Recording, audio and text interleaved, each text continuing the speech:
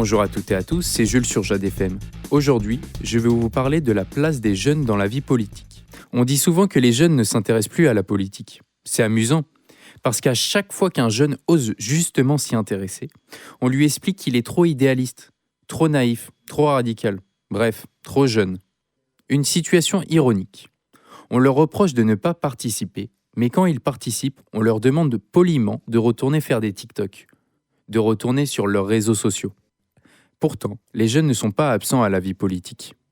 Ils s'intéressent à beaucoup de sujets, le climat, l'égalité, la justice, leur avenir simplement. Ils ne s'engagent pas comme avant. Ils n'ont pas forcément envie de rejoindre un parti politique ou d'aller à de longues réunions. Ils préfèrent agir autrement dans la rue, en ligne, dans des associations ou avec des groupes qui défendent une cause précise. Ce n'est pas un manque d'intérêt, c'est une nouvelle façon de participer. Les jeunes veulent que leur voix compte vraiment, pas juste être citée dans un discours. Le problème, c'est que nos institutions restent très classiques. Par exemple, à l'Assemblée nationale, il y a très peu de jeunes. Et pourtant, ce sont eux qui vivront le plus longtemps avec les décisions prises d'aujourd'hui.